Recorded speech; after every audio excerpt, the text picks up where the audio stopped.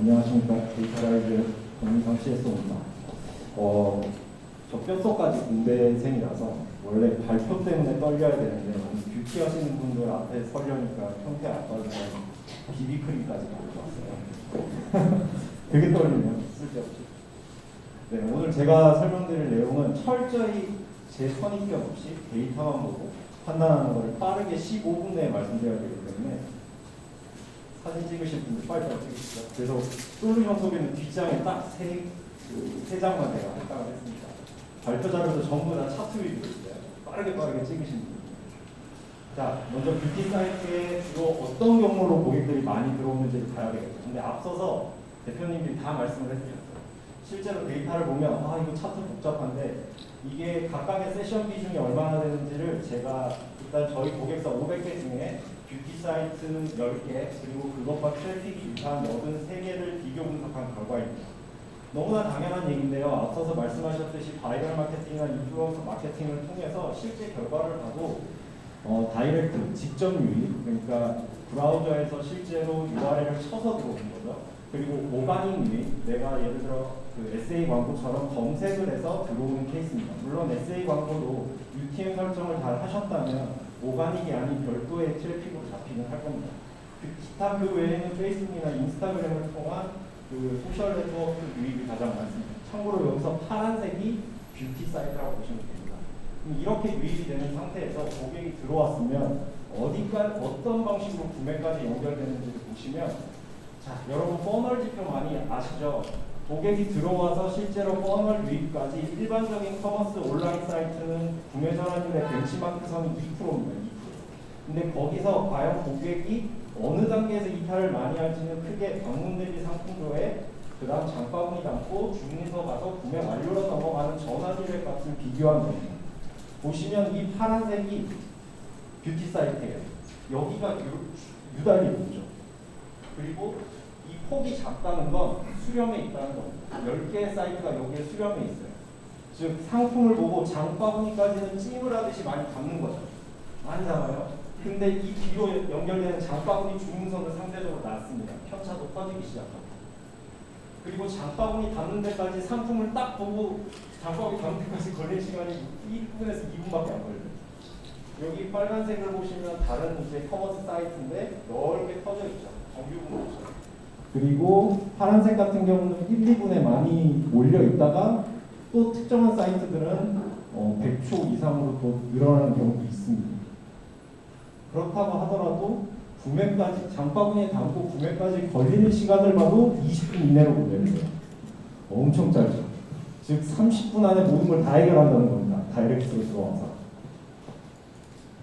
그렇다면 장바구니에 상품을 담고 예를 들어 제가 사이트에 와서 장바구니에 빨리 담았어요. 근데 구매할지 말지 고민을 하다가 다시 이탈을 했어요. 그럼 과연 잘 돌아올까요? 안타깝게도 안 돌아옵니다.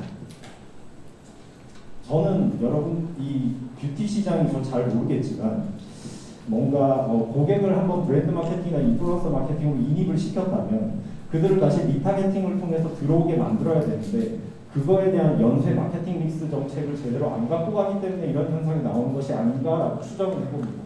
근데 결과론적으로는 이렇게 나와요. 자, 그렇다면 여기까지는 알겠는데 그러면 구매는 과연 어떻게 일어나느냐? 일단 참고로 구매를 자사몰에서 하게 되면 그냥 그 회원가입을 해가지고 자사구매를 할 수도 있지만 네이버페이로 요새는 많이 구매하죠. 네이버페이의 구매는 우리 사이트를 운영하는 CRM 담당자나 마케터 입장에서는 되게 불리해요. 왜냐? 고객의 정보가 남지 않습니다. 고객의 정보가 남아야 메시지를 쏘는데 안 남죠. 근데 뷰티는 안타깝게도 네이버페이 구매 건수 비중이 50%가 넘어요. 50%의 고객이 우리한테서 매출을 아무리 일으켜줘도 그 고객한테 야, 너 이거 예를 들어 기초 화장품 토너 이제 다 써가니까 한 번 더 사지 않겠어? 라고 메시지를 보내고 싶은데 보낼 방법이 없는 거죠. 그래서 네이버페이 구매 건수 비중을 낮추셔야 됩니다. 어떻게 낮추냐? 간단하게는 보통 일반적으로 고객이 들어오면 옛날에는 메인 페이지로 많이 들어왔는데 지금 상품 상세 페이지로 랜딩을 많이 해요. 그러면 스크롤을 이렇게 내리다 보면 다 비슷하실 겁니다. CTA 버튼 있죠. 바로 구매하기, 장바구니 담기. 그리고 그 밑에 네이버페이 버튼이 있고 네이버페이의 혜택 정보가 롤링돼서 보여집니다. 고객들은 직관적으로 알죠. 네이버 페이를 보면서 아, 나가 얼마의 혜택을 최대 3% 적립을 통해서 받을 수 있겠구나. 근데 자사몰의 회원가입 혜택과 로열티 프로그램을 그렇게 많이 갖추고 있는데 고객이 상품 상세 페이지로 랜딩을 해서 CTA 버튼을 누르려고 하는 그 시점에 회원가입 혜택은 전혀 보여지지 않습니다. 즉 CTA 버튼 옆에 반드시 너가 얼마의 혜택을 자사몰에서 구매했을 때 받을 수 있는지를 명시하십시오. 그럼 줄어듭니다. 그리고 좋은 예시는 구매했으면 다른 커머스 앱보다 취소는 덜합니다. 그 다음 재구매자 비중이 안타깝게도 안 높아요. 일반적인 커머스는 쭉 커져서 도메인 특성, 판매하는 상품의 특성에 따라 다양하게 분포하는데 보시다시피 다 10%입니다. 뷰티 너무 낮죠. 그러니까 들어와서 구매를 하는데 두 번, 세 번 재차 구매를 안 한다는 거예요. 이건 반드시 해결해야 될 숙제고요. 제가 이것과 관련돼서 포커스 그룹 인터뷰도 조금 일부 해봤는데 좀 나뉘더라고요. 맞는지 모르겠습니다. 기초 화장품은 재구매를 많이 하는 편인데 색조는 듣고 여기 괜찮네 써보고 또 듣고 다른 브랜드 가서 써보고 이런 거. 그래서 그런 의미에서 브랜딩 광고도 중요하고 그 브랜딩 안에서도 어떻게 마케팅을 시킬 수 있는지를 잘 고민하셔야 돼요. 그리고 똑같이 같은 상품을 재구매하는 비중 역시, 그러니까 내가 이거 샀으면 또 기초 또 사고 이 비중이 높을수록 좋을 텐데 재구매를 한 사람들 중에서도 같은 상품을 재구매하는 비중이 높기는 해요. 높은데 편차가 커요. 그래서 이게 확실히 색조냐 아니냐 기초냐 이거에 따라서 편차가 많이 크게 차이가 나요. 그리고 재구매 기간도 커머스에 비해서는 상대적으로 이게 꼬리선이 길다는 얘기입니다. 오랜 시간이 지나서 구매를 하는데 뭐 그렇다 해도 보통 여기 40일에서 60일 기간이니까 어느 정도 이 정도의 주기성을 가지고 있더라고요. 자, 결론을 빠르게 요약해보면 시간이 이제 부족하니까 네, 이렇습니다. 제가 핵심으로 말씀드리고 싶은 건 작가분이 아까 이탈 많이 한다고 했죠. 그래서 트래픽 쏟아부으실 거면 리타겟팅 꼭 갖추십시오. 페이스북 픽셀 심어서 장바구니에 담고 구매하지 않은 사람을 다시 어떠한 소재를 노출시켜서라도 데리고 오는 걸 꼭 갖추셔야 되고요. 그리고 자사몰에서 회원 구매를 할 때 더 큰 혜택을 줄 수 있게 CRM도 갖추셔야 됩니다. 이걸 또 왜 갖춰야 되냐? 여러분 서드파티 쿠키가 꼭 차단돼요. 도대체 그게 뭐지? 라는 얘기는 뒤에 빠르게 말씀드릴게요. CRM을 왜 하셔야 되냐? 일반적으로 이거는 거의 특성인데요. 새로운 마케팅 채널이 나오면 지금의 틱톡처럼 붐이 한번 확 일어나요. 그런데 사람들은 이 눈을 추적을 해보면 거짓말처럼 처음에 방문했을 때는 여러 개를 보지만 점점 학습해서 어느 순간부터는 광고 영역을 안 봐요. 사람들이 되게 야같습니다. 그래서 모든 채널은 결국 시간이 지남에 따라 쇠퇴합니다. 너무 당연해요. 그거를 이겨낼 수는 없습니다. 그러기 위해서 선택해야 되는 마케터의 전략은 뭐냐? 유목민 전략입니다. 지금도 새로운 채널 찾으시려고 오신 거잖아요. 그렇죠? 그런데 시장은 끊임없이 변화해요.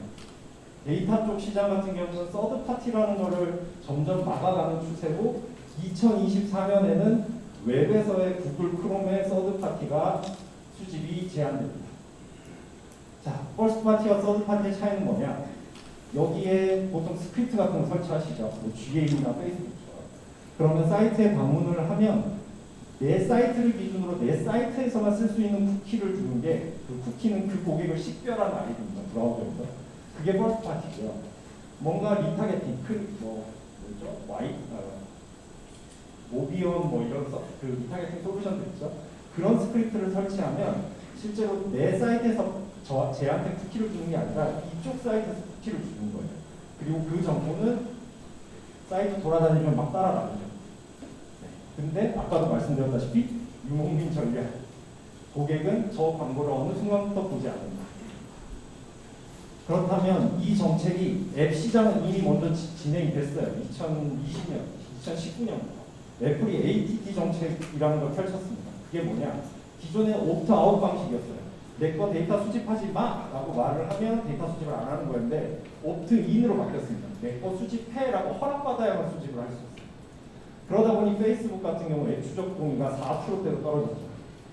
끔찍합니다. 끔찍해요. 그리고 매출액과 애플 광고 매출 전부 그러니까 페이스북, 트위터, 스냅챗의 매출은 엄청나게 감소했고 반대로 애플과 구글 검색 광고는 증가했어요. 이건 왜 그러냐면 광고 시장 자체가 어떤 거에 제한을 받는다고 해서 사람들은 돈을 안 쓰는 게 아니라 그 돈을 다른 데 가서 쓰는 거죠. 그래서 검색 광고 시장으로 다 몰려갔어요. 그래서 그럼 왜 2024년에 구글이 이제 웹을 기반으로 수집을 못하게 하겠다라고 선언하는 순간 예상되는 결과입니다. 유저 한 명에 대한 세부적인 리타게팅이 어려워지기 시작할 거고요.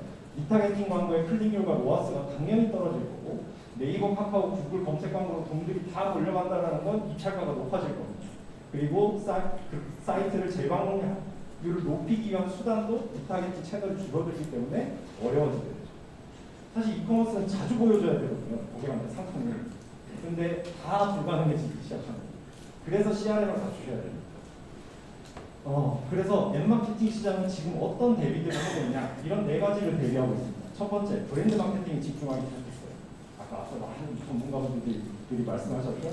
그리고 두 번째는 누군가에게 타겟팅을 하지는 이제 불가능에 가까우니까 이제 콘텐츠에 집중하기 시작했어요. 소재를 어떻게 써야 더 매력적으로 보일까. 세 번째는 퍼스트 파티 쿠키를 수집을 해서 그거를 회원 아이디와 매핑을 해서 CRM 캠페인을 하는 형태를 취하고 있고요. 네 번째는 심지어 제로 파티 데이터를 수집합니다. 제로 파티는 뭐냐면 아까 퍼스널 컬러 이런 거 말씀하셨다시피 젠페이지 같은 경우는 그거를 다 이제 추정을 하는 거지만 실제로 고객이 딱 들어가면 너는 색조가 좋아, 기초가 좋아 이렇게 물어보고 데이터를 수집하는 거예요. 그리고 그 수집된 정보로 랜딩 페이지를 다 다르게 보여줍니다. 그런 기술력을 앱 쪽은 시작하고 있습니다. 이건 뭐 CRM과 연결해서 말씀드렸고요. 이거는 촬영만 하십시오. 그만큼 퍼포먼스 마케팅이 CRM과 비교했을 때 CRM이 월등히 효율이 좋다. 그래서 데이터라이즈는 이걸로 솔루션을 만들었습니다.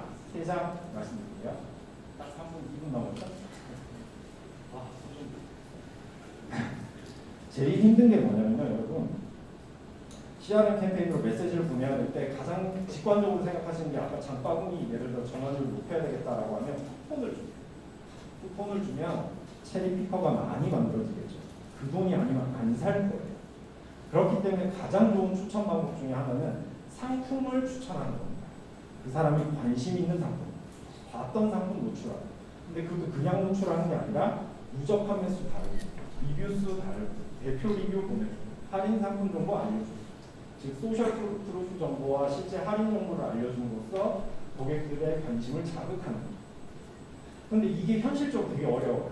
왜냐하면 여러분 스큐수가 얼마나 되시는지 모르겠지만 우리 회사의 스큐수가 100개다 그러면 이거 소재 100개 만드셔야 돼요. 대상자, 타겟팅 대상자 100개 뽑으셔야 돼요. 손으로 하나하나. 불가능에 가깝죠. 저희 데이터베이스 솔루션은 다 자동화입니다. 지금 이거 다 그냥 자동으로 만든 겁니다. 뭐 AI 이런 건 아니고요. 그냥 프로그래밍으로 다 만들었어요. 그래서 실제 여기 들어가 있는 모든 정보들 전혀 그 CRM 담당자분들이 손 안 대고 그냥 보고 키기만 하면 자동으로 입력하는 구조고, 그리고 소재가 이렇게 다르게 있으면 동일한 타겟팅 대상자한테 서로 다른 소재를 랜덤으로 처음에는 무작위로 발송한 다음에 반응률이 더 좋은 쪽으로 더 발송량을 늘려주는 형태의 자동화된 A/B 테스트도 동작하고 있습니다. 그래서 좋은 효과가 나고 있다라는 거고요. 이런 다양한 서비스들이 지금 쓰고 있습니다. 현재 한 500개 고객사들이 저희 솔루션을 쓰고 있는데, 오늘 말씀드린 것들의 시간적 제약은 제가 많은 액션 아이템들을 말씀드리지 못했지만 저희 유튜브에 데이터라이즈 검색하시면은 제가 그동안 2차 동안 웨비나 했던 자료들이 있습니다. 그거를 한번 읽어보시기를 권유드리고, 그리고 추가로 11월 중순쯤에 제가 3차 웨비나를 하는데 그때는 블랙 프라이데이를 어떻게 준비하시면 좋은지에 대한 정보를 말씀드릴 거고요. 제가 그러면 여러분들한테 저희 3차 웨비나 합니다라고 보내드릴 수 있는 게 필요하니까 저희 데이터라이즈 사이트 들어오셔서 회원가입이라고 하시거든요. 아니면 오늘 네트워킹 통해서 저랑 영화를 교환하시면 제가